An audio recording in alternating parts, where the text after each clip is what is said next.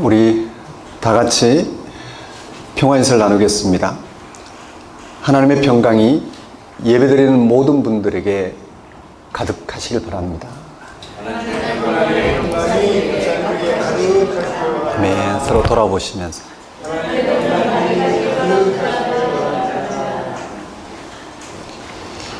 오늘은 성령 강림절 후 19번째 주일입니다. 예수님은 공생애를 시작하면서 임박한 하나님 나라를 선포했습니다. 때가 찼고 하나님 나라가 가까이 왔으니 회개하고 복음을 믿으라. 하나님 나라가 예수님이 선포한 복음의 알갱이입니다. 하나님 나라는 하나님의 통치를 가리킵니다. 그것이 직접 눈에 보이지는 않지만 분명하게 일어나고 있는 생명의 능력입니다. 복음서 기자들은 그런 현상을 복음서에서 친절하게 전달해주고 있습니다. 치유, 축기, 사제 선포, 복음 전파 등입니다. 여기에 일관된 것은 삶의 변화입니다. 하나님 나라는 보이지 않지만 삶의 변화로 나타납니다. 인간 억압으로부터의 해방, 죽음이란 운명으로부터의 해방입니다. 예수님은 하나님의 통치에 전적으로 의존해서 말씀하시고 행동하셨습니다. 완전한 일치를 이루셨습니다. 그래서 제자들과 초기독교인들은 예수님을 곧 하나님 나라라고, 예수님을 받아들이는 것이 바로 하나님 나라를 받아들이는 것이라고 생각했습니다. 그런 그들은 예수님에게서 생명의 근원을 경험했습니다. 생명의 능력을 경험했습니다. 그것은 곧 부활 경험입니다. 질적으로 새로운 세상, 초월하는 종말에 완성되는 은폐의 방식으로 역사적 예수에게 선취된 궁극적 생명 경험입니다. 세상이 죽으면 내려놔야 될 이런 육신의 삶이 전부가 아니라는 그 너머 육신의 생명이 죽음을 극복한 방식으로 완성되는 이 생명 경험 말입니다. 오늘 우리는 하나님 나라의 열매를 맺는 사람들입니다. 그렇다면 우리가 맺는 하나님 나라의 열매는 어떤 것일까요?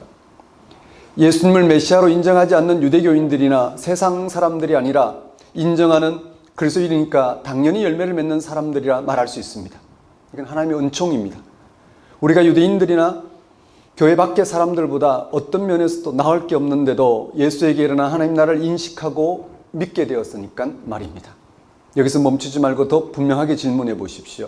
우리가 하나님 나라의 열매를 맺는다는 증거가 무엇일까요? 그냥 내가 교회 다닌다는 소리 말고 여러분의 삶 속에 하나님 나라가 임했다는 증거가 무엇일까요? 예수님만이 하나님 나라이며 하나님의 통치이며 궁극적인 생명 자체입니다. 그것을 알고 믿는다면 그에게 일어난 일에 마음을 더 기울이십시오. 그것이 하나님 나라의 열매입니다. 끊임없이 예수님에게 일어난 하나님 나라에 관심을 둠으로 우리의 삶이 질적으로 새롭게 된다는 사실에 완전히 몰입하는 것, 그것이 하나님 나라의 열매입니다.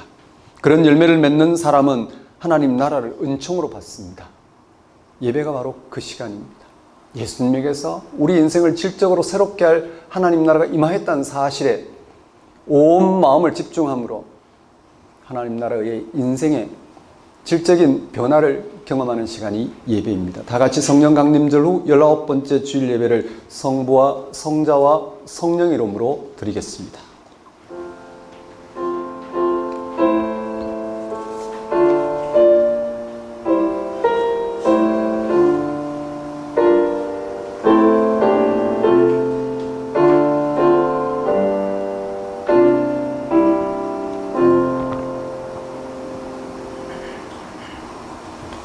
그때 예수께서 대답하여 이르시되 천지의 주제이신 아버지여 이것을 지혜롭고 슬기 있는 자들에게는 숨기시고 어린아이들에게는 나타내심을 감사하나이다.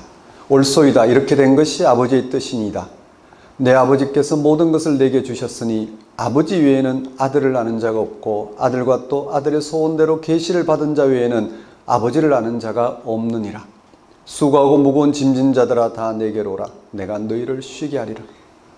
나는 마음이 온유하고 겸손하니 나의 멍에를 메고 내게 배우라. 그리하면 너희 마음이 쉼을 얻으리니 이는 내 멍에는 쉽고 내 짐은 가벼움이라 하시니라. 하나님 아버지, 예수님의 십자가와 부활을 통하여 하나님의 생명의 세계를 나타내셔서 누구든지 그를 믿는 자에게 생명의 세계에 참여하도록 불러주신 하나님 아버지를 이 시간 찬양합니다. 예수님을 통하여 하나님의 영원한 생명의 약속과 그 생명 안에서 살아가게 하심으로 세상에서의 모든 염려와 근심과 수고와 무거운 짐을 내려놓게 하신 하나님 아버지의 크신 은혜를 이 시간 고백합니다. 죄와 죽음에서 해방되어 하나님의 영원한 생명에 이르는 것이 참된 안식임을 알게 하셔서 오늘 우리로 하여금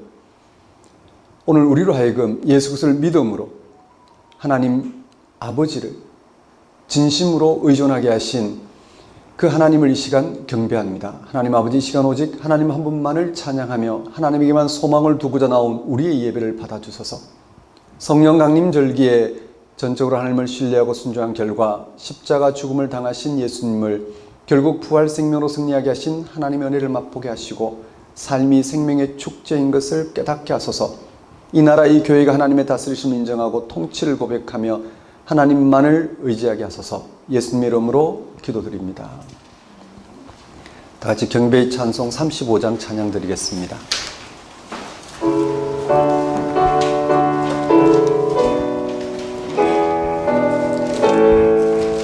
큰 영화로신 주 이곳에 오셔서 이 모인 자들로 주 백성 삼으사 그 중에 항상 계시고 그 중에 항상 계시고 그 명광 나타내소서.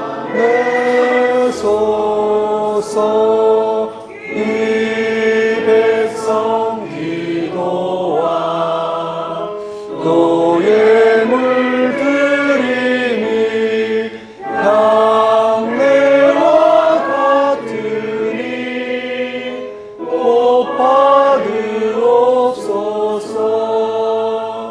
주 예수 크신 복음을 주 예수 크신 복음을 만 백성 듣게 하소서.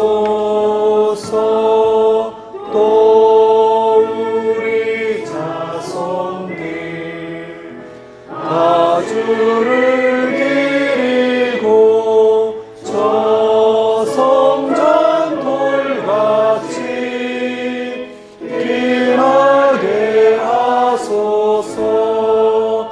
주 구원하신 능력을 주 구원하신 능력을 늘 끝날까지 주소서. 주 믿는 만민이 진리 지키며 예 성도들 같이 주 찬송하다가 저 천국 보좌 앞에서 저 천국 보좌 앞에서 늘 찬송하게 하소서.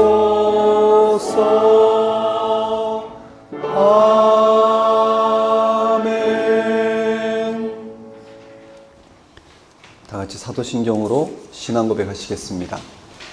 나는 전능하신 아버지 하나님 천지의 창조주를 믿습니다. 나는 그의 유일하신 아들 우리 주 예수 그리스도를 믿습니다. 그는 성령으로 잉태되어 동정녀 마리아에게서 나시고 본디오 빌라도에게 고난을 받아 십자가에 못 박혀 죽으시고 장사된 지 사흘 만에 죽은 자 가운데서 다시 살아나셨으며 하늘에 오르시어 전능하신 아버지 하나님 우편에 앉아 계시다가 거기로부터 살아있는 자와 죽은 자를 심판하러 오십니다. 나는 성령을 믿으며 거룩한 공교회와 성도의 교제와 죄를 용서받는 것과 몸의 부활과 영생을 믿습니다. 아멘.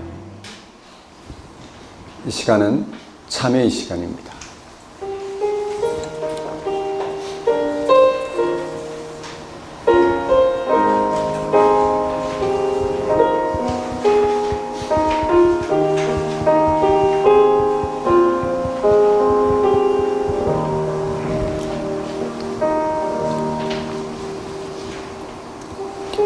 예수님은 천국이 가까이 왔다고 선포하셨습니다. 그리고 거기에 일치하여 천국의 현실을 생생하게 드러내셨습니다. 천국으로 번역한 헬라어 헤 바실레이아 톤 우라논, 하늘나라입니다. 두 가지 질문을 여러분에게 드리고 싶습니다. 첫째, 하늘나라가 무슨 뜻인지, 그 실체가 무엇인지 손에 잡히십니까? 대답이 서로 다를 겁니다. 어떤 이는 우주를 생각할 것이고 또 어떤 이는 자기 마음속을 생각할 것입니다. 어떤 이는 죽음 이후의 천당을 생각하고 또 어떤 이는 지금 살아있는 동안의 행복한 삶을 생각할지 모르겠습니다. 어떻게 생각하든지 하늘나라라는 주제를 진지하게 생각하는 기독교인들은 많지 않습니다. 둘째, 하늘나라가 우리 인생에서 무슨 의미가 있습니까? 이 질문 앞에서도 대답은 각자 다릅니다. 전체적으로 하늘나라가 지금의 삶에 별로 큰 영향을 끼치지 않는다고 생각합니다. 어디에 문제가 있는 걸까요? 하늘나라는 원래 시시한 주제라서 그럴까요? 우리의 삶이 어딘가 왜곡된 탓일까요? 이 문제가 해결되지 않으면 기독교인의 평생 신앙생활은 헛수고입니다. 먼저 우리가 세상살이에서 무엇을 절대적인 대상으로 여기는지를 생각해 보십시오. 돈과 권력과 명예일까요? 하나님을 믿는 사람이라면 노골적으로 그렇게 말하거나 생각하지는 않겠지만 속으로는 그렇게 생각할 수 있습니다. 국가나 민족을 절대적인 대상으로 여기는 사람도 있을지 모르겠습니다. 어떤 사람은 자기가 졸업한 대학교를 자랑할지 모르겠습니다. 표면적으로만 본다면 이런 것들이 우리의 삶에 대단한 영향을 끼치는 것 같지만 실제로는 전혀 그렇지 않습니다. 두 가지 점에서 그렇습니다. 첫째, 이런 세상의 힘은 무상합니다. 모든 권력은 오래가지 못합니다. 국가의 힘도 마찬가지입니다. 로마가 무너졌듯이 지금의 초강대국도 무너집니다. 둘째, 이런 세상의 힘은 늘 제한적입니다. 돈은 우리의 몸을 파멸시킬 수 있으나 우리의 영혼을 파멸시키지는 못합니다. 현대인은 영혼의 삶을 과소평가한다는 게 문제입니다. 그렇습니다. 이 세상에는 절대적인 대상이 없습니다. 절대적인 대상은 오직 하나님입니다. 하늘나라는 곧 하나님을 가리킵니다. 하나님은 겨자씨와 같고 누룩과 같고 밭에 묻힌 보화나 진주와 같고 그물과 같습니다. 이런 하나님을 느끼면서 사는 사람이 있고 느끼지 못하는 사람이 있습니다. 하나님을 현실로 경험하는 사람이 있고 심리적인 투사로만 접근하는 사람이 있습니다. 사람 사이에 이런 차이가 벌어지는 이유는 그렇게 복잡하지 않습니다. 예수님의 표현을 빌리면 들을 귀가 관건입니다. 또는 볼 눈이 중요합니다. 들을 귀가 없으면 아무리 말해줘도 듣지 못하고 볼 눈이 없으면 눈앞의 끝도 보지 못합니다. 예수님은 당시 세상을 향해서 회개하라고 외쳤습니다. 세상이 잘못되었기 때문입니다. 잘못되었다는 건 사람들이 거기서 행복하지 못하다는 뜻입니다. 자기 인생의 만족을 누리지 못한다는 뜻입니다. 행복하지 않다면 빨리 거기서 나와야 합니다. 예수님의 말이 그들의 귀에 들렸을까요? 개인에 따라서 달랐습니다. 대다수는 귀를 기울이지 않았습니다. 회개하라는, 즉 지금의 틀에서 벗어나라는 말은 설득력이 없었습니다. 그들은 지금 다 잘 살고 있는 것입니다. 제사장들은 예루살렘 성전에서 정교한 의식에 따른 제사를 지냅니다. 성전에 들어온 이들에게서 성전세를 받고 환정산들에게 자리세를 받아서 성전을 관리하는 이들에게 월급을 주고 건물 보수도 합니다. 그리고 남은 돈은 제사장끼리 나눠 갔습니다. 세상이 다 그렇게 돌아갑니다. 근데 뭘 회개해야 되죠? 예수님 당시 유대사회는 그런 대로 잘 돌아갔습니다. 로마 지배를 받았기에 정의롭지 못한 일이 벌어지기는 해도 최소한 신앙 공동체로서의 품위는 지키는 사회였습니다. 위대한 랍비나 존경받는 제사장들도 있었습니다. 그러나 예수님의 눈에 그들의 삶에는 가장 중요한 무엇이 빠져 있었습니다. 하나님입니다. 하늘나라입니다. 유대인들이 형식적으로는 하나님에게 관심을 보이는 것 같겠지만 유대 절기에 성지 순례자들이 많이 몰려든 데서 알 수 있듯이 여전히 종교적인 열기가 뜨겁긴 하지만 실제로는 하나님이 없었습니다. 하늘나라가 그들에게는 없었습니다. 그래서 예수님은 그들을 향해서 회개하라, 하나님 나라 가까이 왔다고 외쳤습니다. 하나님 나라 하늘나라가 무엇인지에 관해서 비유로 가르치시고 행동으로 보이시고 자기 운명으로 받아들였습니다. 당시 사람들은 예수님의 선포를 거부했습니다. 거기서 끝나지 않고 예수님을 제거했습니다. 예수님의 메시지는 그리고 그의 존재 자체가 위험하다고 생각했기 때문입니다. 이처럼 하나님 나라는, 하늘나라는 사람들에게 불편한 것입니다. 한편으로는 이미 세상의 삶에 길들어서 그게 무슨 말인지 알아듣기 힘들고, 다른 한편으로는 자신들이 가짜 행복이 노출될까 걱정하는 것입니다. 지금 여러분의 삶에는 하나님이 있는지요? 각자 대답이 다를 겁니다. 아멘하고 큰 소리로 대답한다고 해서 실제로 그런지 아닌지는 아무도 모릅니다. 하나님이라고 부르는 그 절대적인 능력이 여러분의 삶에서 일부분이 아니라 전체를 차지하고 있는지, 자기 소유를 다 팔아야만 하겠다는 생각이 들 정도로 절대적인 능력을 경험했는지 살펴보십시오. 지금까지 여러분 인생이 하나님 한 분에 걸어두고 살아왔고 또 앞으로 걸어둘 만한 대상으로 여기고 있는지요. 이 말이 세상에서 하는 일이 무의미하니까 매일 교회 나오고 기도하고 성경을 읽으면서 종교적으로 살아야 한다는 의미가 아니라는 것은 이미 잘 알고 계실 것입니다. 지금 교회에 나와 앉아 있는지, 거리를 걷고 있는지, 여행하는지가 문제가 아닙니다. 여러분의 영혼을 총체적으로 지배하는 대상이 무엇냐가 핵심입니다. 사랑하는 성도 여러분, 한 주간의 삶을 돌아보십시오. 여러분은 여러분의 삶을 무엇에 걸어두셨는지요? 정말 여러분의 영혼을 책임질 하나님께 전적으로 걸어둠으로 그 하나님에 의해 이루어질 생명을, 여러분의 생명을 받아들임으로 육신의 삶뿐만 아니라 육신의 삶이 처한 죽음조차도 하나님의 생명으로 거듭난다는 사실 앞에 당당히 맞서 그렇게 사셨는지요? 아니면 세상 살이에 매몰된 채 하나님을, 그런 세상 살이를 좀 책임져주는 그런 대상으로 여긴 나머지 거기에 온통 그런 하나님을 의지하느라 삶을 소진하셨는지요? 이 시간 다시 한번 우리 인생을 맡길 절대적인 대상은 하나님 한 분이라는 사실, 그 하나님은 예수를 죽은 자 가운데 살리심으로 우리와 연결되어 죽을 우리의 생명을 지금 살리고 있다는 사실, 그 하나님의 생명을 덧입지 않고는 우리 영혼은 공부할 수밖에 없다는 사실, 이 기쁜 소식을 귀와 눈으로 가득 채워 우리의 영혼을 그 하나님께 온전히 맡길 수 있도록 회개와 간구를 드리도록 하십시다.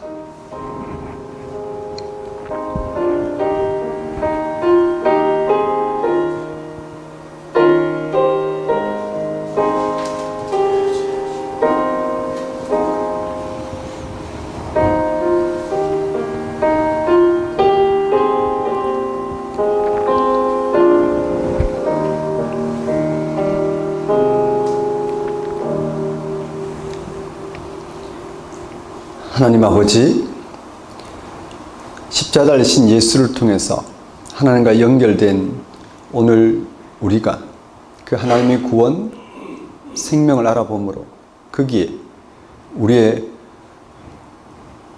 전체 삶을 맡기고 살아갈 수 있도록 인도하여 주옵소서.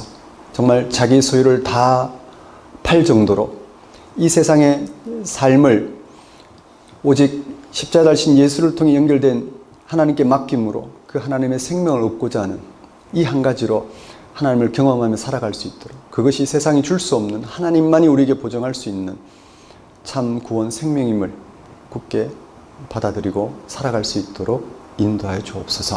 예수님 이름으로 기도드립니다. 다 같이 영광송 3장 찬양 드리겠습니다.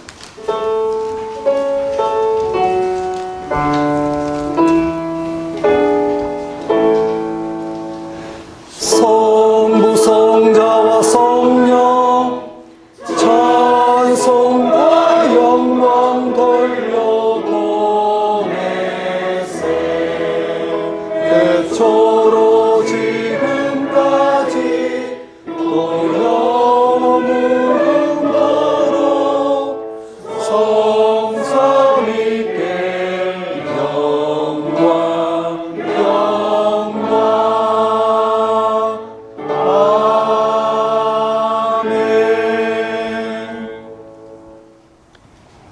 이 시간은 봉헌 시간입니다. 봉헌 찬송 68장 찬양 드리면서 준비한 예물 하나님께 봉헌하도록 하겠습니다.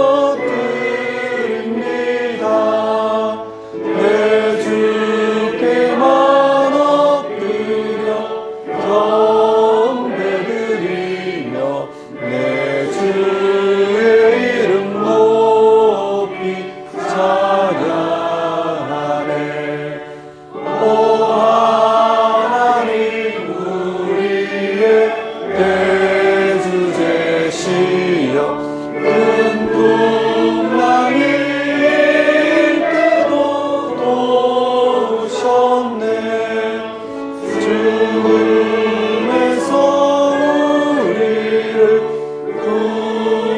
구하셨으니 내 주의 이름 높이 찬양하네. 주 하나님 이름을 함께 높이며 내 주제께 영광을 돌리오리. 그 능력이 우리를 지켜주시니 주 하나님을 높이 찬양하네. 아멘.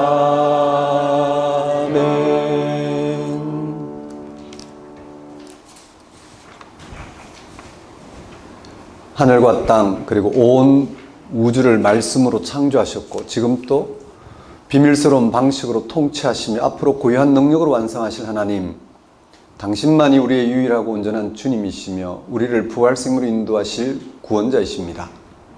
지금 우리는 바로 그 주님을 소리 높여 찬양합니다. 이 세상이 아무리 거칠고 헛세를 부린다 해도 하나님의 영광이 조금도 부정당할 수 없음을 고백합니다. 우리는 온 세상에 하나님의 영광이 가득하다는 사실을 믿으며 그 믿음에 일치하여 살아갑니다. 아무리 위대한 업적을 보이는 사람이 나타난다 해도, 마치 이 세상의 모든 삶을 즐길 만한 풍요가 주어진다 해도 우리는 거기에 한눈 팔지 않고 오직 하나님께만 영혼의 촉수를 향한 채 살아갑니다. 우리의 이러한 삶을 위해 하나님 나라에만 집중한 채 자신을 전혀 내세우지 않음으로써 본질적으로 하나님과 하나 되신 예수 그리스도를 보내셔서 하나님만이 우리 생명의 참된 근원이심을 알고 참으로 믿게 하시니 우리가 어찌 감사와 영광을 하나님께 돌리지 않을 수 있겠습니까? 이러한 하나님의 다스림 가운데 살아가게 하신 하나님의 은혜를 이 시간 고백합니다. 우리의 모든 필요를 채우신 하나님께 감사와 영광을 돌리는 것은 우리의 마땅히 행할 바이며 또한 지극한 기쁨임을 알고 하나님 앞에 들고 나온 우리의 예물 권신을 받아주소서. 우리로 생명의 주 앞에, 그 신비 앞에, 그 약속과 미래 앞에 다만 순종하는 삶을 살게 하소서. 예수님의 이름으로 기도드립니다. 네, 교회 소식을 전하겠습니다. 작은 교회 여러분 안녕하십니까? 우리는 현재 작은 교회로 살아가고 있습니다. 우리는 작은 교회로 살아가는 것이 부끄럽지 않고 또 그렇지 않은 신앙인들을 불편하게 하지 않습니다. 우리는 성경이 전하는 하나님 말씀을 알아듣고 알아들은 대로 그 하나님의 구원에 일치하여 살아가고자 하는 신앙인들입니다. 그런 우리는 일주일에 한 번씩 진지하게 성경 공부를 합니다. 왜냐하면 우리는 우리를 구원할 만한 그 기쁜 소식이 어떤 건지를 분명히 알아보기 위해서입니다. 우리는 우리를 구원할 복음에 대한 절대성과 선명성을 우리는 알아보고 거기에 일치한 기독교인으로서 정체성을 우리는 분명히 하고자 합니다. 우리는 누군가가 왜 그렇게 사냐 했을 때 우리는 우리가 살아가는 삶의 근거가 복음이라는 사실, 그 복음이 무엇인지, 그 복음이 일치함으로써 우리의 삶이 왜 이렇게 살 수밖에 없는지를 우리는 드러낼 만큼 기독교인으로서 정체성을 분명하기 위해서 우리는 성경이 전하는 하나님 말씀, 즉 복음을 알아듣고자 합니다. 만일에 그렇지 않다면 우리는 부끄러울 것입니다. 만일에 자동차 수리하는 기사가 대충 수리한다고 생각해 보십시오. 전문 지식도 없고 대충 수리한다고 보십시오. 진단을 잘못하고 본인이 하고 있는 일이 무슨 일인지도 모른다면 정말 어려움이 많을 겁니다. 우리 기독교인들은 우리의 영혼뿐만 아니라 온 인류의 영혼을 구원할 그 기쁜 소식을 분명히 알고 거기에 우리의 인생을 맡김으로써 우리의 삶이 어때야 되는지를 실제 몸으로 살아가면서 그것을 드러내며 살아갈 만큼 우리의 정체성이 분명해야 됩니다. 그러려면 우리는 전문성을 가져야 됩니다. 복음에 대한 전문성, 그게 근거한 영적 고도를 유지해야 됩니다. 그래야지 세속이 신앙으로 몰려오는 게 아니라 이 신앙의 세계가 세상을 향해서 정말 이게 기쁜 소식이다, 이게 우리를 구원할 만한 참된 능력이다 라는 것을 흘려보낼 수 있기 때문입니다. 그래서 우리는 일주일에 한 번씩 정말 온 힘을 다해서 성경 말씀에 귀를 기울입니다.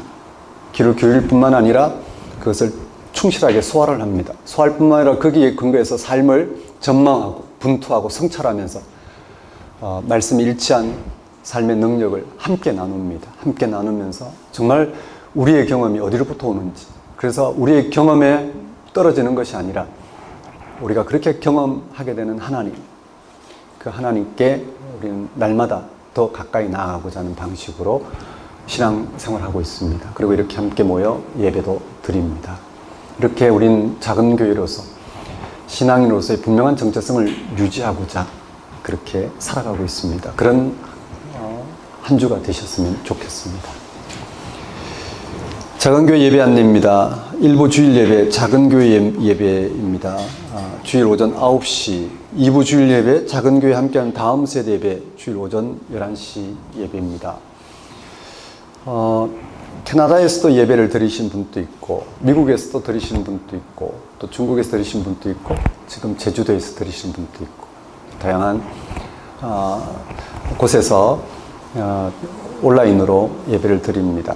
온라인이든 대면 예배든 상관없습니다.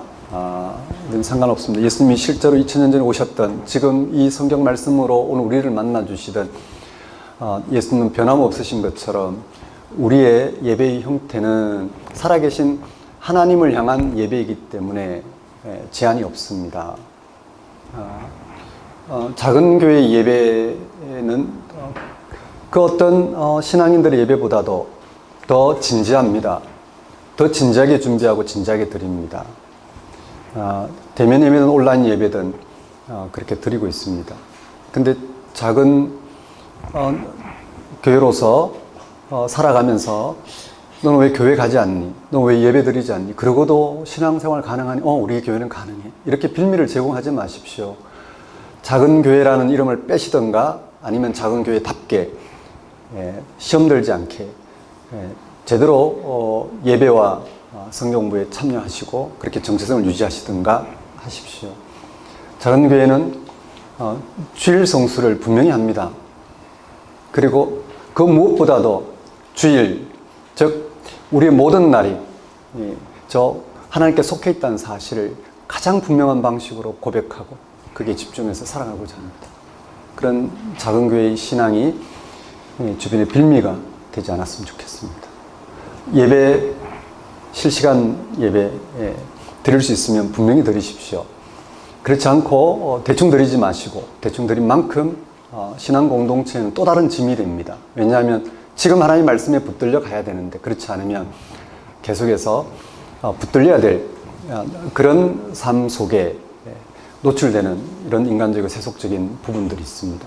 기꺼이 감당하겠지만 그래도 우리가 앞서 작은 교회로 살아간다면 참 신앙인으로서 그게 집중하는 게 맞다라고 생각이 됩니다. 다시 한번 부탁드립니다.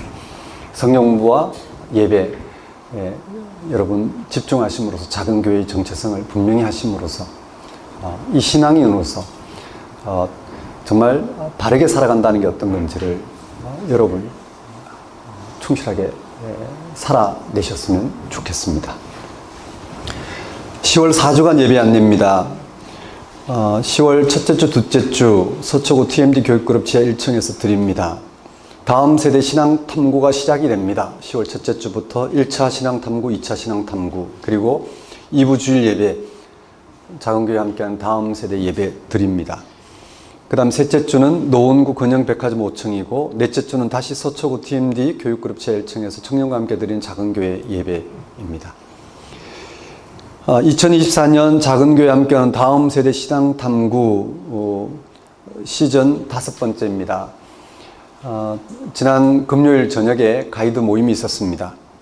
또 오는 금요일 2차 모임이 있습니다. 그리고 다음 주 10월 6일 함께 모여 신앙 탐구 및 다음 세대 함께하는 예배를 드리도록 하겠습니다. 헌금에 대한 문의는 주부를 참고하시면 되겠습니다.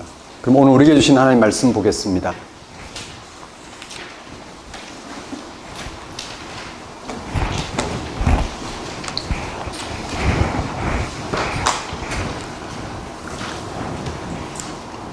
오늘 우리에게 주신 하나님 말씀은 사무엘하 5장 1절에서 10절까지 말씀입니다.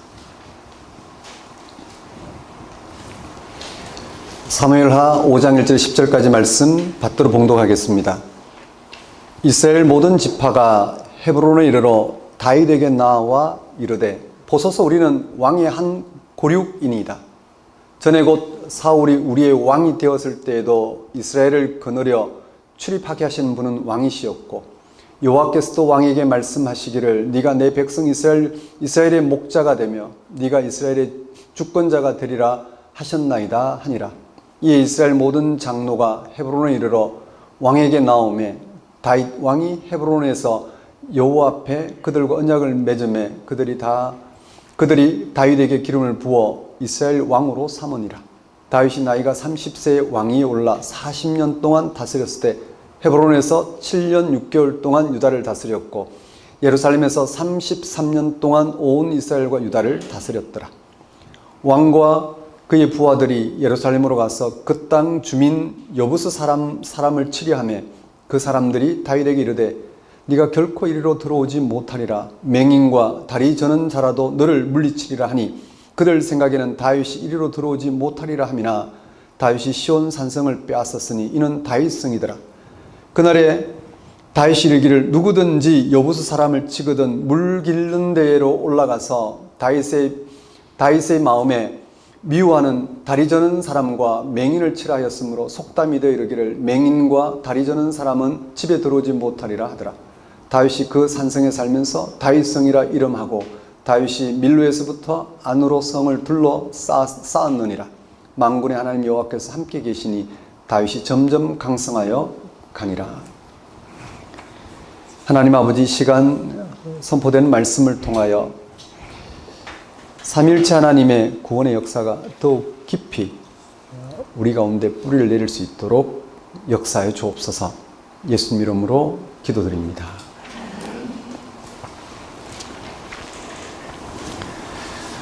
오늘 설교 본문은 사무엘하 5장 1절에서 10절까지 말씀이고 제목은 다윗과 하나님의 통치입니다.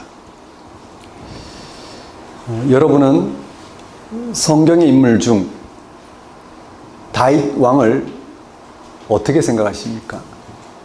아마도 하나님 마음에 합한 위대한 신앙인으로서 성공한 왕으로 생각할 것입니다. 이스라엘 역사에서 이스라엘 백성들도 그렇게 생각했을 것입니다. 다윗은 어린 나이에도 불구하고 전쟁터에서 여호와 하나님의 이름으로 골리앗을 물리쳤습니다. 다윗은 사울 왕 이후 이스라엘의 왕이 되었을 때 가나안 땅에서 주변 국가들을 특히 이스라엘의 주적인 블레셋을 물리칠 만큼 강력한 통치를 펼쳤습니다. 가나안 땅에 정착한 이스라엘은 다윗 시대에 처음으로 주변 국가를 능가했습니다. 그리고 다윗의 아들 솔로몬 왕 때는 이스라엘이 강대국으로서 명성을 떨쳤습니다. 다윗 솔로몬 시대 이스라엘은 가나안 땅에서 가장 번성기를 누렸다고 할 수 있습니다. 그런 이스라엘은 바벨론 제국에 멸망당한 후에도 다윗 시대의 이스라엘을 그리워하면서 다윗 같은 왕이 나타나기를 간절히 바랄 정도였습니다. 구약의 사무엘서는 다윗 이야기를 집중적으로 다루고 있습니다. 사무엘서도 다윗을 위대한 신앙인이자 성공한 왕으로 전하고 있습니다. 그런데 사무엘서가 전하는 다윗의 위대함은 이스라엘 백성들이나 오늘 우리가 생각하는 것과는 전혀 다른 방식으로 전합니다. 사무엘서는 당시 이스라엘 백성들이 영웅시하는 다윗 이야기를 통해 그들이 신앙하는 하나님의 현존을 전하고자 한 것입니다. 사무엘서는 이스라엘이 익숙히 알고 있는 영웅 다윗 이야기를 다시 전하면서 다윗과 함께 하시는 하나님의 통치와 그로 인한 구원의 역사를 이스라엘 백성들이 알아보고 일치하여 그게 참여하는 방식으로 살아가도록 한 것입니다. 그래서 이스라엘이 자신들과 함께 하신 하나님 통치를 알아보고 신뢰함으로 그의 구원, 그의 승리를 맛보도록 말입니다. 이게 무슨 말인지 오늘 설교 본문을 통해 살펴보고 오늘 우리도 영웅 다윗이 아니라 다윗과 함께 하시는 하나님의 통치와 그 구원의 역사를 더욱 생생하게 알아보도록 하겠습니다. 오늘 설교 본문에서 다윗은 온 이스라엘의 왕으로 등극하게 되는 마지막 사건과 또 앞으로 왕권을 확고히 하는 새로운 시작에 해당하는 사건이 등장합니다. 먼저 다윗이 왕으로 등극하는 사건입니다. 1절에서 5절입니다. 이스라엘 12지파가 다윗이 있는 헤브론을 와서 다윗을 왕으로 섬기겠다고 맹세를 한 것입니다. 그 이전까지는 다윗은 이스라엘 전역에서 유다 지파를 중심으로 하는 남쪽 유대 지역에서만 왕권을 행사했습니다. 그런데 이스라엘 모든 지파의 대표들이 다윗을 찾아와 그를 왕으로 삼았습니다. 본문은 다윗이 유다와 온 이스라엘 왕으로 40년 동안 다스렸다고 소개합니다. 4절 5절입니다. 다윗이 나이가 30세에 왕이 올라 40년 동안 다스렸을 때 헤브론에서 7년 6개월 동안 유다를 다스렸고 예루살렘에서 33년 동안 온 이스라엘과 유다를 다스렸더라. 그 다음 다윗이 왕권을 차지한 이후 가장 먼저 한 일입니다. 바로 왕권 강화에 대한 사건입니다. 다윗은 왕권을 경고하기 위한 첫 번째 일로 여부수족이 차지하고 있는 예루살렘을 함락시켜 가나안 전체를 지배하게 된 일입니다. 6절에서 9절 내용입니다. 당시의 예루살렘은 가나안 땅에서 가장 큰 성읍인데 여부스라는 가나안 족속이 차지하고 있습니다. 여부스라는 가나안 족속이 차지하고 있었습니다. 사사 시대와 사울 시대에도 예루살렘은 여전히 여부스족의 성이었습니다. 예루살렘은 난공불락의 성이라서 함락시키기 어려웠습니다. 그런데 다윗이 그것을 함락시키고 다윗성이라고 이름을 붙였고 그 성을 재정비하여 왕권을 강화하는 기반을 다졌습니다. 9절 말씀을 보십시오. 다윗이 그 산성에 살면서 다윗성이라 이름하고 다윗이 밀로에서부터 안으로 성을 둘러 쌓으니라. 다윗은 원래 왕이 될 만한 위치에 있지 않았습니다. 다윗이 왕이 되기 이전에 이미 이스라엘에는 사울이라는 초대 왕이 있었습니다. 그리고 그에게는 요나단을 비롯해서 몇 명의 아들이 있었습니다. 원칙대로 하면 사울의 아들들 중에서 한 명이 왕이 되어야만 했습니다. 다윗은 목동 출신이었다가 사울의 군대장으로 발탁되어 그의 사위가 된 인물입니다. 다윗은 사울의 사위이자 신하입니다. 어느 순간부터 사울과 다윗은 권력 투쟁을 벌이는 관계로 변했습니다.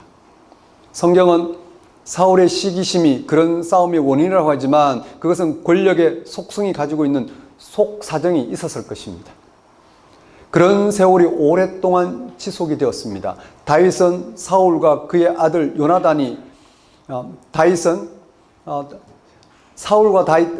사울과 그의 아들 요나단은 다윗을 제거하려던 사울과 또 다윗과 호용호제하던 요나단이 블레셋과의 전쟁에서 전사하고 말았습니다.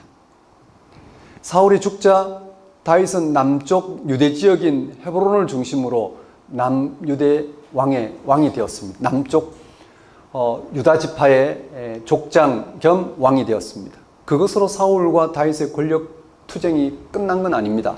다윗이 헤브론에서 왕으로 등극하자 사울의 군대 사령관인 아브넬은 마하나임에서 사울의 남아있는 아들 이스보셋을 왕으로 세웁니다. 다윗은 남유다의 왕이고 이스보셋은 북이스라엘의 왕으로 자리 잡은 것입니다.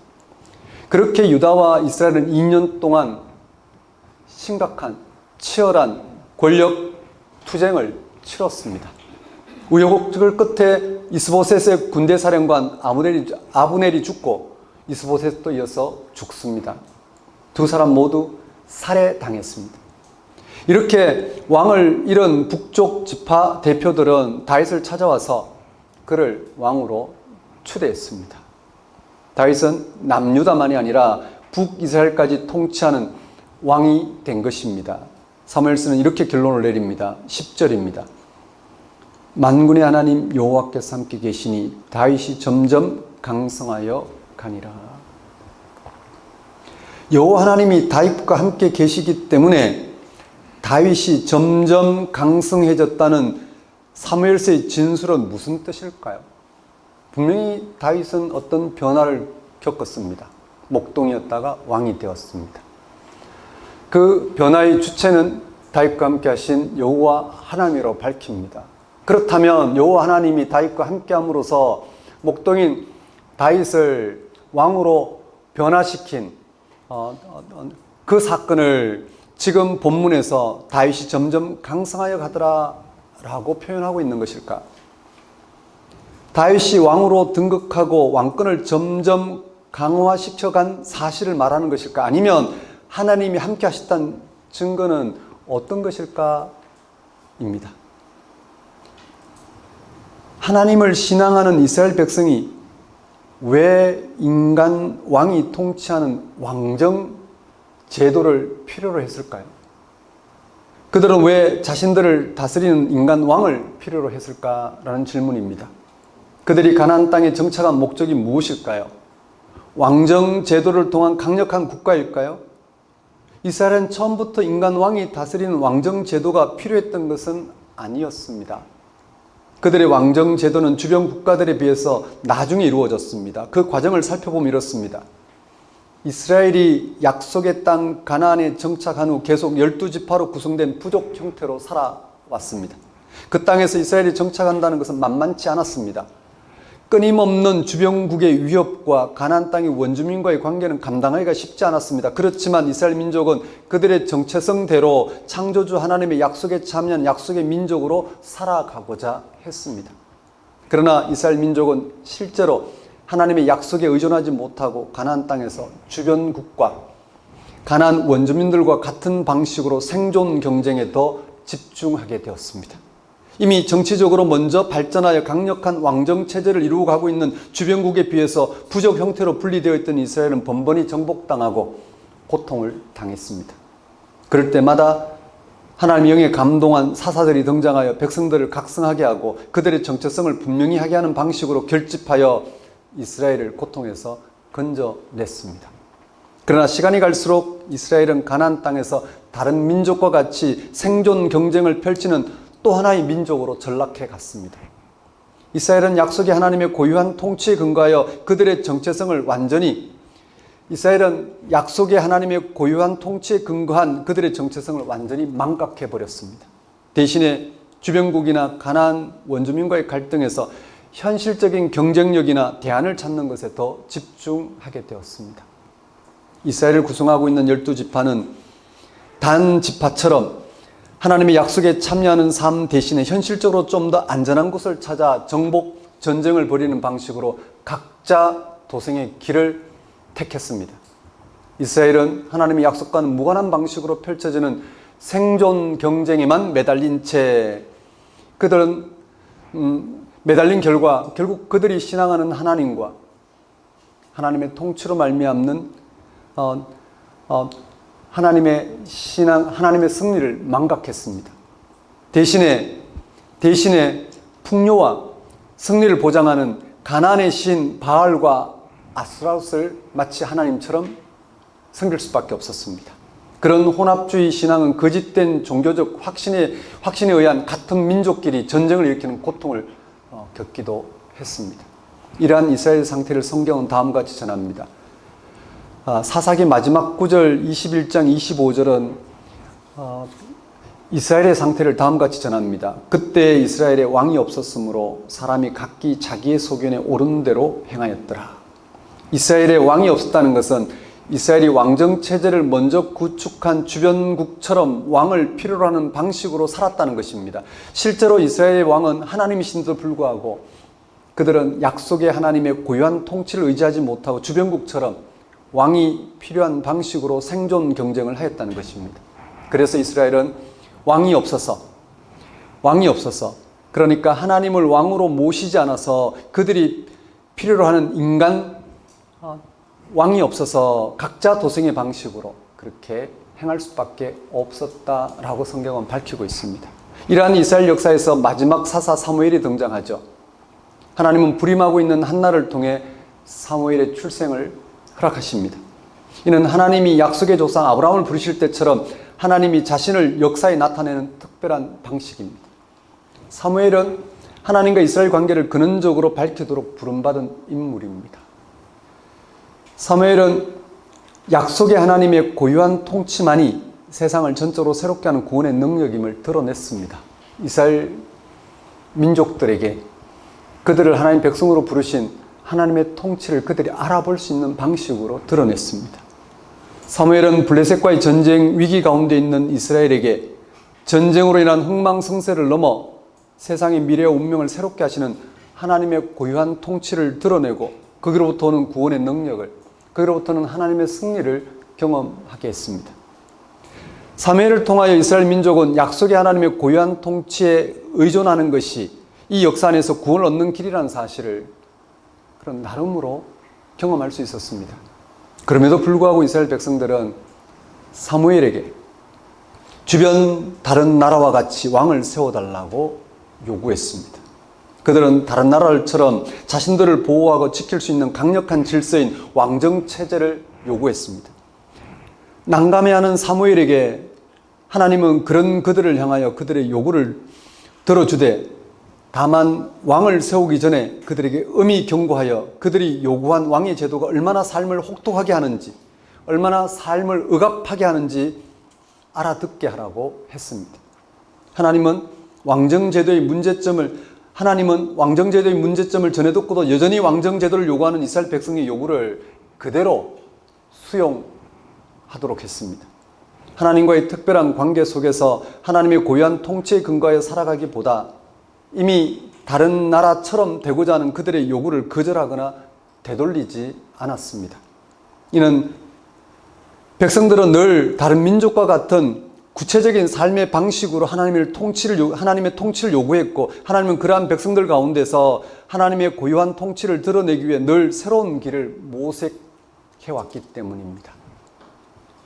인류 역사는 민족들이 땅을 차지하고 국가를 이루고 그것을 강화하는 방식으로 안정과 번영을 모색해왔습니다.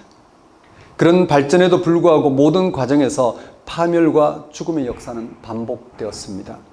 인류 역사는 한 번도 파멸과 죽음의 역사에서 벗어난 적이 없습니다. 그것을 너무나 잘 알면서도 계속해서 왕권과 같은 제도를 통하여 강력한 국가를 이루는 데 전력을 다해왔습니다. 그 결과는 뻔합니다.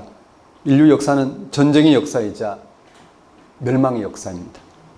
오죽했으면 세계 역사는 제국들의 무덤이라고 했을까요? 하나님의 약속에 참여한 백성들도 이런 역사의 흐름을 따라갈 수밖에 없었습니다. 땅을 차지하고 민족을 이루고 국가를 세우고 더욱 강력한 제도를 통하여 국가를 지키고 확장하는 방식의 삶을 살아갈 수밖에 없었습니다. 이미 그것이 인류가 선택할 수밖에 없는 삶의 방식이고 그것이 실제로 안정과 번영을 보장하는 가장 확실한 보편적 방식으로 다가왔기 때문입니다.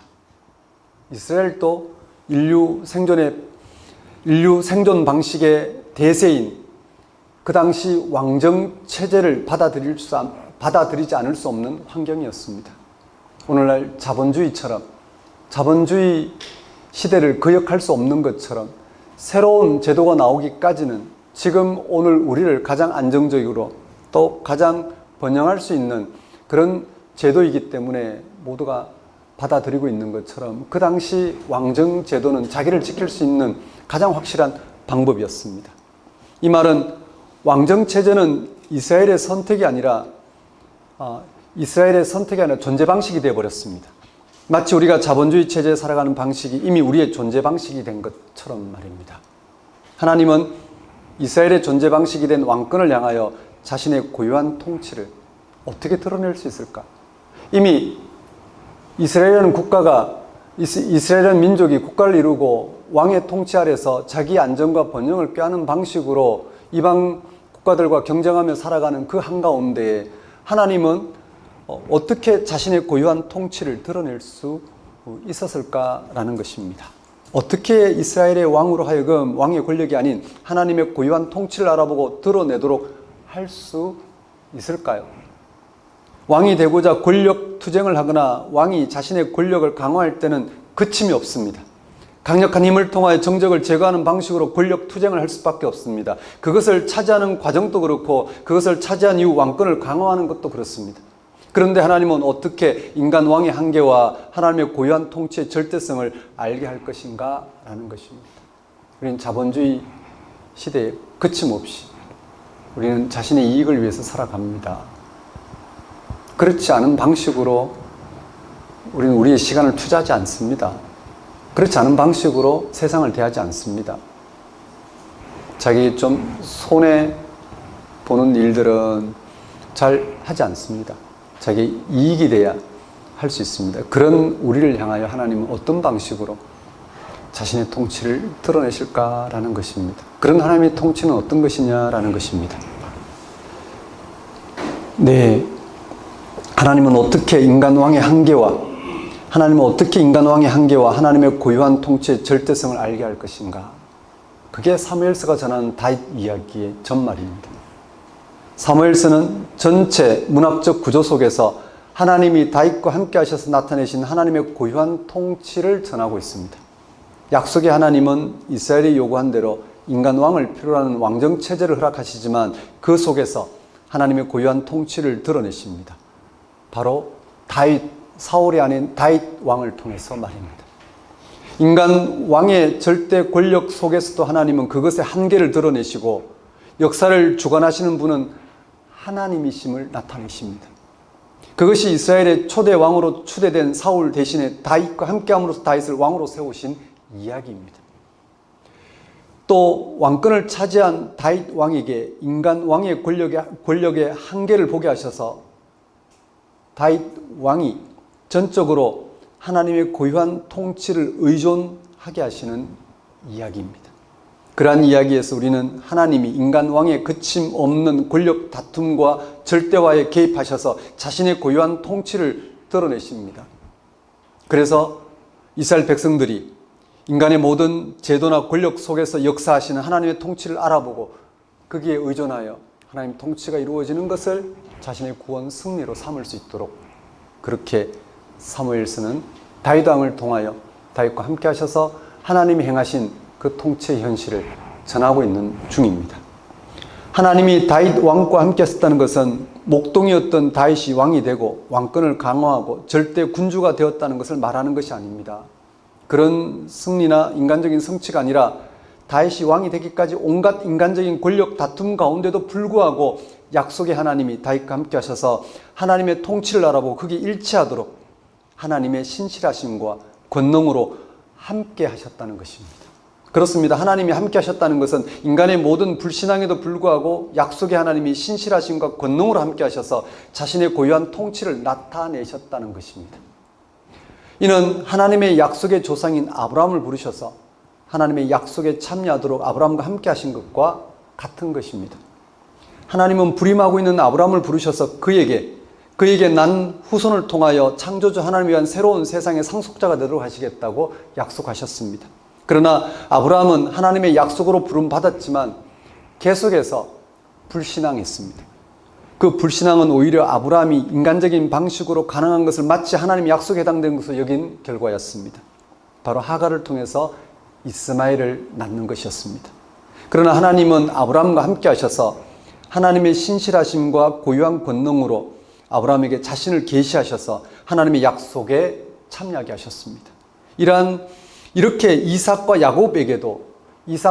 야곱에게도 아브라함과 같은 방식으로 하나님이 함께 하셨습니다. 그리고 이스라엘과도 함께 하셨습니다. 그 결과 이스라엘은 하나님이 함께 하신다는 사실에 놀라워했고 거기에 자신들의 운명을 걸 수 있었습니다. 그렇습니다. 하나님이 다윗과 함께 하셨다는 증거는 다윗이 강성해졌다는 그 자체가 아닙니다. 다윗이 왕으로 등극하거나 절대 왕권을 누렸다는 것이 아닙니다. 그것은 하나님의 고유한 통치를 오해한 인간적이고 세속적인 승리주의 신앙에 불과하다는 것입니다. 하나님이 함께 하셨다는 증거는 오히려 이스라엘이 왕을 요구하는 가운데 권력 다툼을 통해 왕이 되고자 하는 다윗과 함께 하셔서 하나님의 통치를 알아보고 거기에 근거한 왕의 역할을 바르게 하도록 하신 것입니다. 하나님이 다윗과 함께 하셨다는 것은 그 어떤 인간적인 승리나 성취가 아니라 그런 인간적인 권력 투쟁과 성취에도 불구하고 약속의 하나님의 신실하심과 고유한 권능으로 하나님의 약속에 또 약속의 하나님의 통치에 참여하도록, 그래서 하나님 통치가 이루어지는 것을 그들의 구원 승리로 삼을 수 있도록 하신 것입니다. 그 증거는 사무엘서 전체 구조에서도 명확하게 드러나고 있습니다. 하나님이 이스라엘과 하나님이 함께 하시는 이스라엘인들 불구하고 그들은 계속해서 인간 왕을 필요로 했고 결국 왕을 세우기까지 했습니다. 인간 왕이 권력 투쟁을 통하여 왕이 되고 왕권을 강화하여 절대화의 길로 가는 과정에도 불구하고 이스라엘 하나님은 그 왕과 함께 하셔서 오직 하나님의 고유한 통치를 맛보고 그것을 이스라엘에게 드러내도록 하셨습니다. 거기에 대한 사건을 사무엘하 21장에서 24장에서 잘 전하고 있습니다. 그 중에 사무엘하 24장에서 다윗이 왕권을 강화하기 위해 군사 모집과 세금 징수를 위해 인구조사한 사건이 나옵니다. 거기서 다윗은 자신의 왕권이 미치지 못하는 한 사건 앞에 무릎을 꿇게 되죠. 그래서 인간 왕의 한계를 받아들이고 하나님의 통치에 전적으로 의존하게 되는 일이 일어납니다. 인간 왕은 자신의 권력에 의존하는 것이 아니라 창조주 하나님의 고유한 통치에 의존하는 것이 백성을 살리는 길임을 다윗은 아주 분명히 깨닫습니다. 이렇게 사무엘서는 계속해서 하나님 백성이 발전하는 세상 속의 질서를 필요로 하지만 그런 백성과 함께 하신 하나님에 의해 결국 그런 필요를 넘어 하나님의 통치에 붙들리는 길을 제시하고 있는 것입니다. 왜 세상 질서를 따르는 것이 아니라 하나님의 통치를 따르는 것이 하나님 백성의 구원이요 승리가 되는지를 끊임없이 하나님은 하나님 백성들에게 나타내셨습니다. 결국 사무엘서는 하나님이 함께 하시는 다윗 왕의 이야기를 통해 인간의 요구와 필요를 해제시키는 길, 인간의 권력이 작용하고 있는 현실에 하나님의 약속을 의존하는 길을 제시하고 있는 것입니다. 사무엘서는 당시 독자들에게 이미 옛날 이야기에 된 다윗 이야기를 새롭게 기록하여 다윗 왕을 향한 인간적인 기대를 내려놓고 인간왕 다윗의 권력 투쟁 가운데 함께 하셔서 하나님이 드러내신 고유한 통치를 바라보게 하고 있습니다. 인간의 어떤 요구나 필요에도 불구하고 하나님은 함께 하셔서 자신의 고유한 통치를 통하여 하나님이 우리를 구원하신다는 사실을 이스라엘 백성들로 하여금 분명히 알아보고 그 하나님 통치를 신뢰하도록 불러주고 있는 것입니다. 우리 기독교인은 사무엘서가 전하고 있는 하나님의 고유한 통치를 더욱 분명히 알아본 사람들입니다. 우리는 하나님의 통치를 인간적이고 세속적인 승리주의로 받아들이지 않습니다.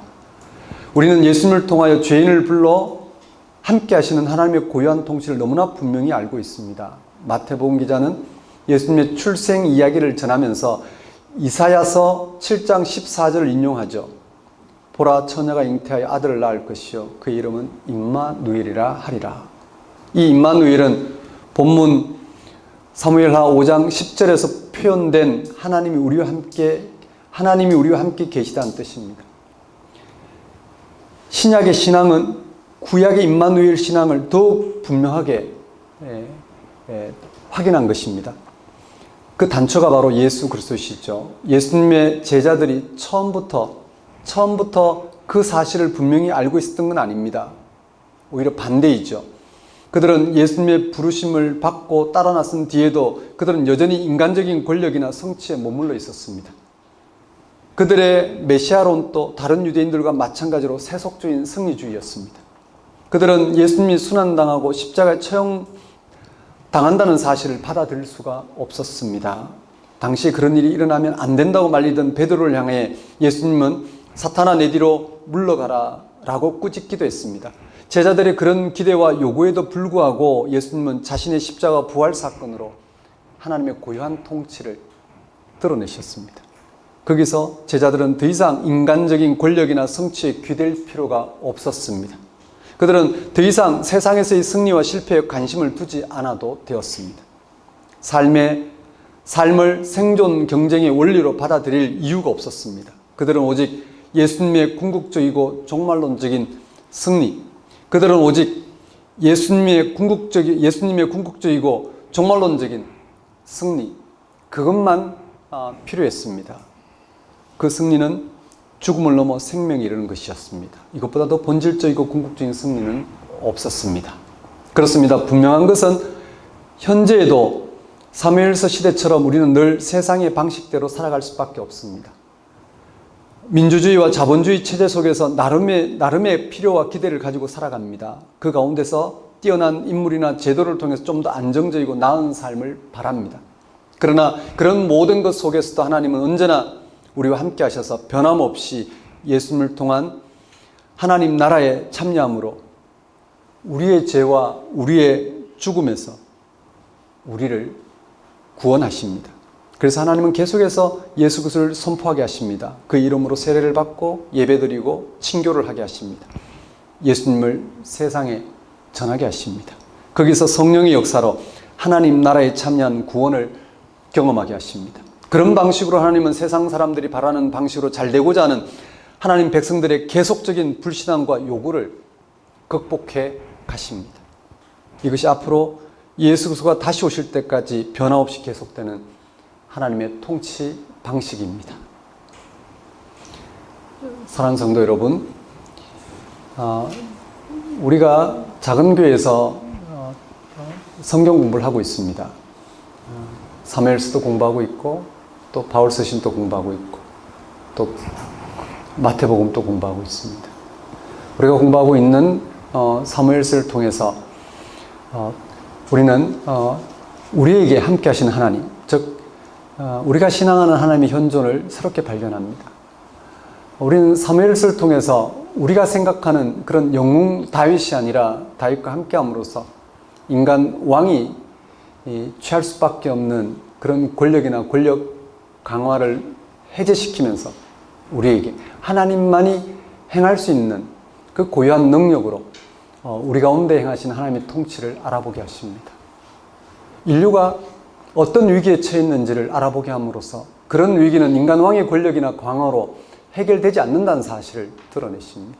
그래서 우리는 영웅 다윗이 아니라 사울 왕과 같은 인간 왕으로서 그 권력을 움켜잡고 권력 강화의 길로 가는 다윗과 함께 하셔서 인간 왕의 한계를 드러내셔서 다윗 왕이 인간 왕의 권력을 의존하는 게 아니라 하나님을 의존함으로써 하나님만 행할 수 있는 그런 통치를 하나님 백성에게 드러내게 하신 이런 역사를 우리는 읽게 됩니다. 그런 하나님의 역사를 우리는 오늘 이 설교 본문을 통해서 살펴봤습니다.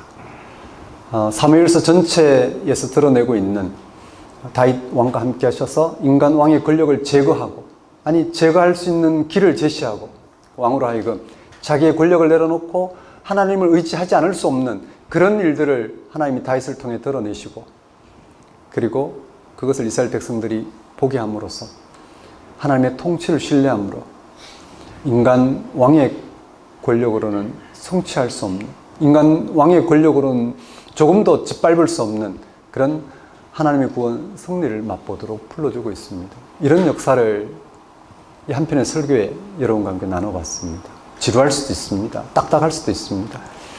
소화하기 힘들 수도 있습니다. 소화불량이 올 수도 있습니다. 그러나 이런 설교를 곱씹어서 보면서 우리 귀를 열어야 됩니다. 눈을 우리는 열어야 합니다. 그리고 성경이 전하는 하나님의 통치의 현실을 우리는 알아보고 받아들일 줄 알아야 됩니다.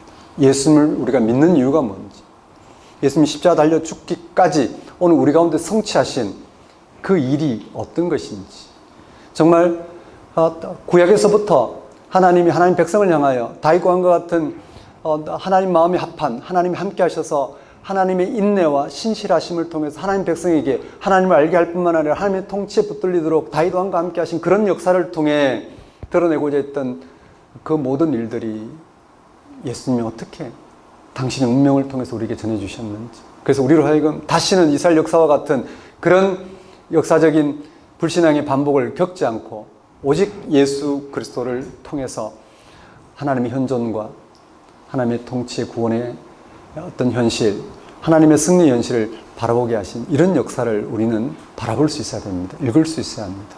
그때 우리는 하나님 통치는 보이지 않지만 우리를 변화시킵니다. 하나님 통치는 보이지 않지만 예수를 죽은 자 가운데 부활에 이르게 하신 것처럼 인류 역사를 새롭게 한다는 사실을 우리는 알아보게 됩니다. 그리고 거기에 근거해서 우리의 삶을 새롭게 받아들이고 살아가게 됩니다. 이런 하나님의 통치의 역사를 우리는 오늘 살펴봤는데, 여러분에게 사무엘서를 공부하는 분들에게는 지금까지 공부한 내용과 앞으로 공부할 내용에 근거해서 오늘 본문을 이와 같이 여러분이 소화하시면 될 것 같고, 그렇지 않은 분들은 구약이 이렇게 다윗 왕을 통해서 드러내고자 하는 것은 우리가 익숙하게 알고 있는 것과는 달리 하나님의 현존, 하나님이 다윗 왕과 함께 하셔서 이스라엘 백성들이 받아들이지 않으면 안 될 그런 하나님의 통치, 그것을 어떻게 분별하고 또 그걸 받아들임으로써 그들의 운명이 어떤 방식으로 새롭게 되는지를 알아보게 하고 있다는 사실에 눈을 뜨시면서 그런 구약의 역사가 예수 그리스도를 통해 성취되어 우리는 그 깊이를 우리는 더 헤아릴 수 있게 되고 더 선명하게 우리는 바라볼 수 있게 되었다는 사실에 여러분이 집중하시면 될 것 같습니다. 사랑하는 성도 여러분, 역사는 늘 사람들이 생존 투쟁의 방식으로 흘러갑니다. 그렇지 않을 수 없습니다. 하지만 하나님은 그런 인간적이고 세속적인 권력과 성취를 향한 역사와 함께 하셔서 하나님이 아니면 안 될 그런 하나님의 통치를 드러내십니다. 하나님은 세상의 권력과 성취에 매달린 사람들의 필요와 요구에 의해 십자가 달려 죽으신 예수님을 죽은 자 가운데서 다시 살리심으로 하나님의 통치에 의해 죄와 죽음에서 해방되는 구원, 궁극적인 인류의 승리를 드러내셨습니다. 종말에 이르기까지 사람들은 생존을 위해 인간적인 모색을 다할 것입니다. 분명한 것은 예수님을 통하여 하나님 나라의 방식에서만 하나님의 구원이 가능하다는 사실입니다. 죄와 죽음에서 건지신 하나님 나라가 예수님에게서 이미 구체적으로 선취되었습니다. 그를 믿을 때 성령의 역사로 우리는 하나님 나라에 참여합니다. 예수를 믿을 때 영이신 하나님의 현존으로만 가능한 하나님의 구원의 역사에 참여합니다. 우리는 십자가 달려 죽으신 예수가 오늘 우리를 구원할 그리스도라는 사실을 믿을 때 그를 통한 하나님과 연결되어 하나님만이 행할 수 있는 구원의 역사, 하나님만이 허락할 수 있는 인류의 승리를 맛볼 수가 있습니다. 우리는 세상의 요구나 운명으로부터 해방을 경험하고 세상의 미래와 운명이 새롭게 되는 구원, 생명의 현실을 예수를 통해서 경험합니다. 이것만이 시간이 가고 다가올 죽음 앞에 우리 인생을 걸어야 할 만한 유일한 사건이라는 것입니다. 그게 아니고는 우리의 이 육신의 삶은 죽음이라는 운명 앞에 무기력할 뿐만 아니라 내려날 세상살이의 이런저런 요구에서 벗어날 수가 없다는 것입니다. 아무리 우리가 우리 안전과 번영을 위해 힘쓰더라도, 아무리 우리의 안전과 번영을 위해서 분투하더라도 우리는 우리의 죽을 운명에서, 죽음이라는 우리 운명에서 벗어날 수가 없습니다. 육신이 갖고 있는 이런 한계에서 벗어날 수가 없습니다. 우리는 이 육신이 갖고 있는 자기중심적인 삶으로부터 오는 이 파괴를 우리는 벗어던질 수가 없습니다. 오직 십자가 달신 예수를 통해 하나님과 연결될 때만 우리는 세상적인 방식이 아닌 하나님이 함께 하신 방식으로 폭력에 맞설 수 있고 죽음에 맞설 수 있고 온갖 인간 자기중심적인 삶에 맞서서 세상을 새로운 방식으로 대하여 살아갈 수 있습니다. 그것이 아무리 작은 방식으로 우리의 삶 속에 이루어지더라도 우리의 전체 삶을 밝힐 만한 강력한 빛과 같은 그런 삶의 능력입니다. 여러분, 이 사실에 집중하셔서 한 주간을 여러분의 삶을 밝혀나가는, 하나님이 함께 하신 삶을 알아봄으로써 하나님만이 허락할 수 있는 구원, 생명을 여러분의 삶의 방식으로 취함으로써 그렇지 않은 세상 살이를 극복해가는 그런 한 주가 되었으면 좋겠습니다. 기도하겠습니다. 하나님 아버지, 이 시간 선포된 말씀을 통하여 사무엘서가 전하고 있는 다윗과 함께 하셔서 인간 왕의 권력 강화를 넘어 그것으로 해결되지 않는 오늘 우리의 이 땅에서의 생명을 오직 하나님에 의해서만 극복할 수 있다는 사실을 알리시고, 또 예수를 통해서 그것이 성취되어 우리가 예수를 믿음으로써 하나님과 연결되어 우리의 모든 삶이 하나님에 의해서 충만하고 새롭게 된다는 사실을 알아보게 하신 이 한 가지 사실에 집중하여 살아갈 수 있도록 인도하여 주옵소서. 다윗 시대나 오늘 우리 시대나 구약 시대나 신약 시대나 변함없이 우리를 사랑하신 하나님이 우리와 함께 하셔서 하나님만이 행할 수 있는 그 구원, 생명, 승리를 맛보고 그 안에서 해방과 정말 새롭게 되는 미래에 대한 소망으로 살아가도록 불러주신 이 은혜를 마음껏 누릴 수 있도록 역사해 주옵소서. 예수님 이름으로 기도드립니다. 다 같이 일어나셔서 결단의 찬송 200장 찬양 드리겠습니다.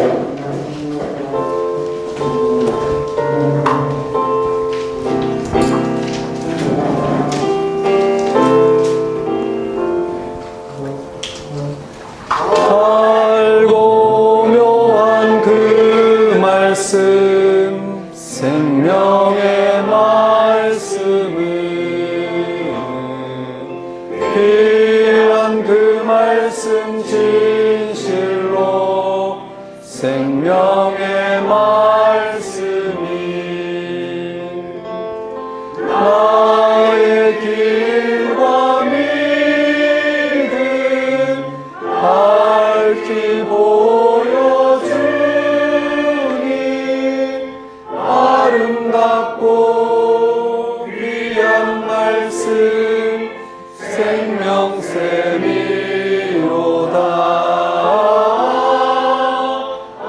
아름답고 귀한 말씀 생명샘이로다.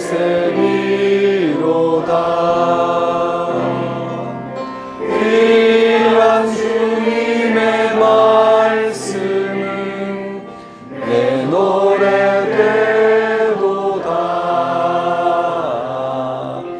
모든 사람을 살리는 생명의 말씀은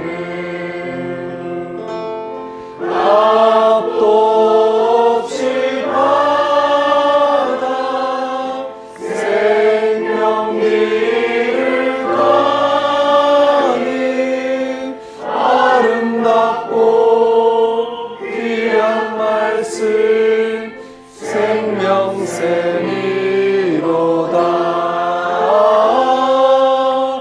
아름답고 귀한 말씀 생명샘이로다. 널리 울리어 퍼지는 생명의 말씀은 마음의 용서와 평안을 골고루 주나니 강한 예수 말씀 듣고 복을 받네. 아름답고 귀한 말씀 생명샘이로다.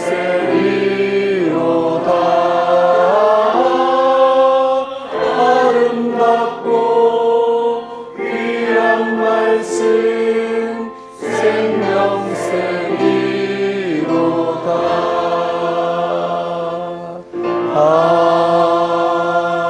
아멘.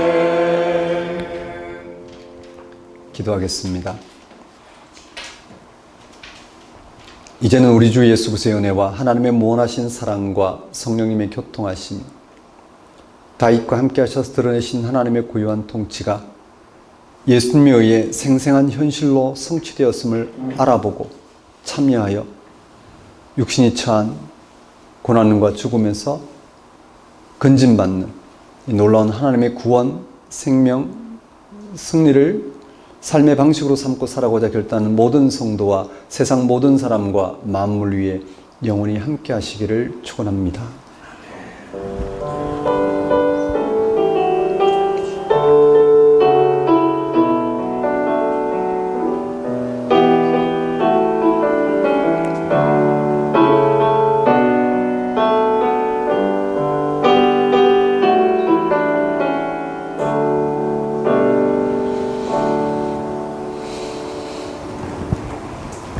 예배를 마치겠습니다.